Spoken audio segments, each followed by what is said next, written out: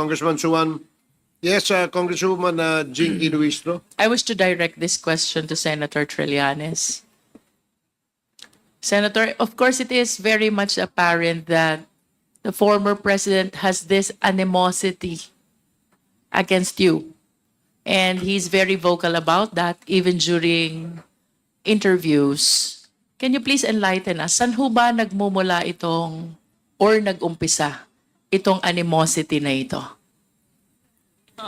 Palagay ko po, dahil sa Davao ho, hindi sanay sila ng walang tumitindig sa kanya, no?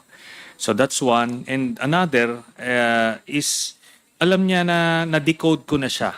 So kumbaga yung all the charade, nababasa ko na po, Mr. Chairman.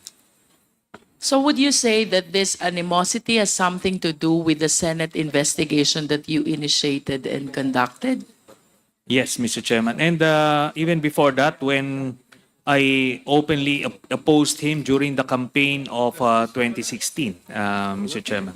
Which happened first? The campaign or the Senate investigation? The campaign started first, I Mr. see. Chairman. So the first rivalry, should I say, or opposition happened because of the campaign?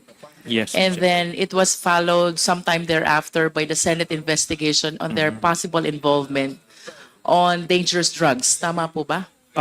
Nung una po, yung Senate investigations, it's about the extrajudicial killings. Itong mga, ano po, yung involvement nila sa illegal drugs came after bumaliktad po si Mr. Las Cañas at nalaman namin yung inside story. Please enlighten us, Senator. Anong taon po yung nagkalaban po ba kayo sa election? Hindi po. I was supporting a different presidential candidate I see. in 2016. So that was 2016. Yes. How about your investigation on EJK? Anong taon po ito? 2016, around July or August, Mr. Chairman. So it's also 2016, Yes. month of August. And then you said it was followed by the revelation coming from Colonel Las Cañas. Kailan po nangyari itong kay Colonel Las Cañas, which prompted you to conduct an investigation on dangerous drugs? Yes, around February. Oh, no. Initially, ma'am, when he turned as a witness, he was just only revealing information about his involvement in extrajudicial killings. And that period was a very short period because immediately the DOJ fast-tracked cases against him, so we needed to get him out of the country at that time. So then we only got to find out about all this involvement in illegal drugs by Duterte himself when he started giving the information as an insider, Mr. Chairman. Senator, I understand that you are associated with the former Senator De Lima. What is your appreciation about the seeming similar animosity of the former president against Senator De Lima? It's the same, Mr. Chairman, because Senator De Lima, when she was still the chairman of the Commission on Human Rights, investigated Duterte for the EJ case in Davao. And according to the testimony of Mr. Matobato and eventually Mr. Las Cañas, Mr. Duterte was really bothered by that investigation. He really feared that he would be made to account for all the killings he did in Davao. So eventually, when the opportunity came, when he was president, he wanted to make a sample out of Senator De Lima so that it would create a chilling effect among the senators, and it was very effective. He totally fabricated the cases against Senator De Lima, and most of my colleagues in the Senate then feared that whatever is happening to Senator De Lima at the time could happen to them if they don't follow his lead or be an obstacle to his designs. Senator Trillanes, Apo. with all due respect, but I share the observation of the Honorable Flores with respect to establishing the veracity of the evidence, should I say, that you shared before the Quad Committee. Nonetheless, Mr. Senator, I acknowledge the efforts of having consolidated all those, and at the very least, I maintain that at least it could establish the fact that you consolidated, you were able to read, you were able to take possession of all these documents that you presented before the Quad Committee. But to conclude, Mr. Senator, Yes. considering the amount and the evidence that you have presented to us, how certain are you that the Duterte family, particularly the former president, Polong, Congressman Polong, and the husband of the vice president are indeed involved in dangerous drugs? I'm 100% sure, Mr. Chairman. These were corroborated by other sources of information.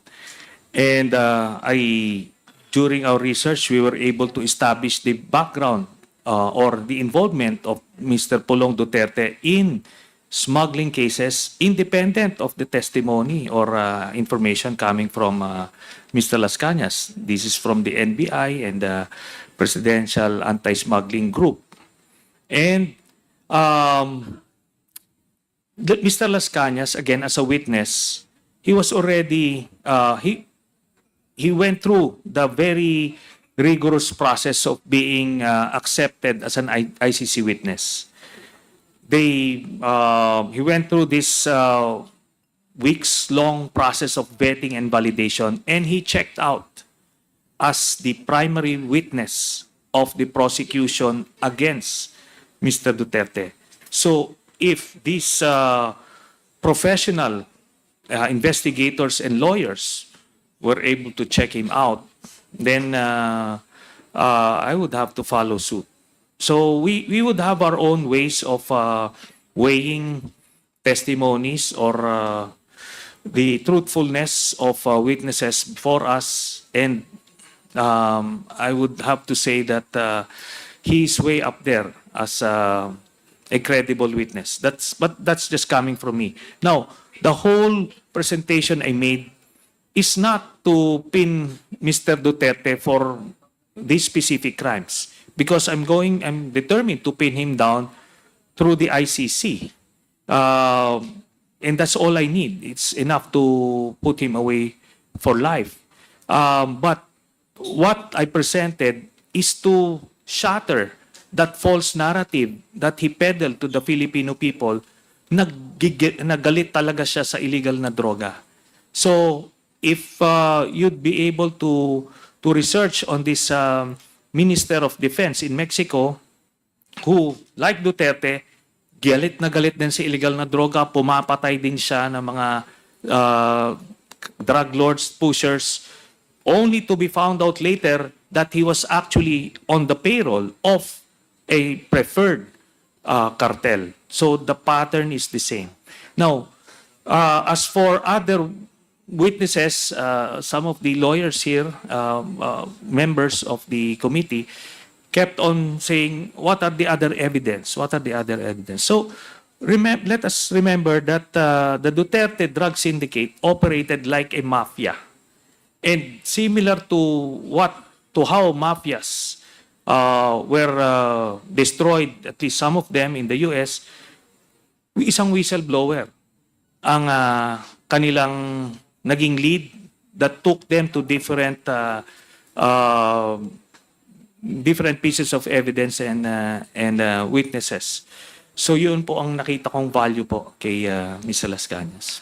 Senator, one of the documents which you presented, should I say, or the information you shared, is about the huge amount of money received by the Duterte family, Yes. which, as alleged, came from drug money. Do you confirm this? that is my conclusion, Mr. Chairman, because again, the way these syndicates operate, wala naman pong mga resibo ito, wala naman mga CCTV na makikita tayo. Ito po, circumstantial. Lahat po, because I cannot explain kung saan po nanggagaling itong pera na ito na pumapasok po periodically. Yun po, Mr. Chairman. Senator, do you have any pending case against the Dutertes pertaining to this information about the bank deposits? Meron po. I included that doon po sa aking plunder case na final way back in 2016. And as I mentioned, because of this plunder case that I filed in 2016, yun po ang naging basis ng overall Deputy Ombudsman then to request from the AMLAC documents, and that led him to issue that statement that the contents of the documents that I had are similar to the documents they got. So, sinasabi ko, hindi nanggaling itong dokumento ko sa AMLAC kasi nga po, bawal yon, pero the contents are the same. And that's all that matters to me as an investigator, Mr. Chairman. Senator, please pardon me, but I'm a little bit confused. Because if you are alleging that the bank deposits are drug money, Yeah. then why plunder? Is it not that when we file a case of plunder, it should involve government funds? Yes. Yun nga po yung sinasabi ko. Back in 2016, we were stuck in this paradigm na hindi siya involved sa illegal drugs. Kaya when the name of Sammy Uy was being flagged, we were assuming all sorts of things. Pero meron pong mga pumapasok doon, and ang information namin, part ng mga ginagamit na pera ni Mr. Duterte sa Davao is yung peace and order funds niya, which run into, at that time, around 730 million pesos per year. So similar to the pattern or what is used by the Vice President now. So meron silang ganong pondo. So that was the early assumption based on the existing paradigm at that time. Pero nung lumabas na si Mr. Sammy Uy ay involved pala sa illegal drugs as mentioned by Mr. Las Cañas, then it shifted. We revisited the bank accounts and concluded that these are drug money. To clarify, Senator, Yes. you mean to say that when you filed the plunder case back in 2016, Yeah. your theory is that the money is government fund, particularly coming from the Peace and Order Program of Yes. Davao City? No, Davao that was City. 2016. No. Davao City Davao LGU. City. Yes, LGU. And then along the way, here comes Las Cañas. Tama po ba? Yes, Mr. Chairman. Which gave you this conclusion that this is drug money. Yes, Mr. Chairman. And this case is pending with the Ombudsman. Yes. Did you file any supplemental affidavit to correct this theory of your plunder case? But by then, we only had the witness testimony of Mr. Las Cañas, who was already out of the country and cannot be used as supplemental evidence. But we still attached other pieces of evidence like the COA audit reports, which flagged the ghost employees of Mr. Duterte at the time. With that COA, with all due respect, Yes. Senator, then you're going back again to the theory of government funds. Yes. So perhaps I need to rephrase my question. Did you initiate a separate complaint with the theory that this money is indeed a drug money? No, Mr. Chairman, because I filed it back in 2016. It included the COA records, the documents, because we were working on that assumption back then, Mr. Chairman. The reason why I am asking you, Senator, is because kanina po nung maaga pa, one of our challenges in the Quadcom investigation is how to be able to secure the freeze order And one of the offenses punishable under the AMLA as predicate crime is violation of anti-dangerous drugs law. And I suppose that if you are intending to file an offense, a case under 9165, I wish to believe, and I'm inclined to believe, that you can solicit the help of the AMLA, perhaps to get a verified copy of the information which you are presenting are bank deposits. Yes. Well, Mr. Chairman, the evidence I got for the illegal drug smuggling case only involved Pulong and Mansa Carpio. And I only have that information from Mr. Las Cañas, who is out of the country and inaccessible, Mr. Chairman. Anti-money laundering. I just asked Senator, my staff here, to check if Anti-Graft and Corrupt Practices Act is included among those offenses considered as predicate crime of violation of AMLA.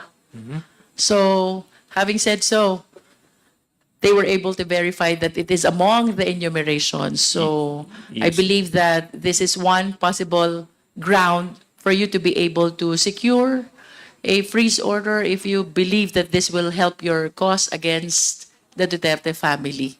Yes, Mr. Chairman. We're looking forward to the appointment of a new ombudsman so that we can pursue the 3 plunder cases that I filed against Duterte, Mr. Chairman. And unfortunately, when when the overall deputy ombudsman Karandang requested AMLAC precisely because it's included, the newly designated AMLAC executive director, who is a lackey of Mr. Duterte, stonewalled the ombudsman. Actually, a more combative ombudsman should have subpoenaed the AMLAC investigation report, but unfortunately they folded, Mr. Chairman. Thank you, Senator Trillanes. I have few more questions, Mr. Chair, for Mark Taguba.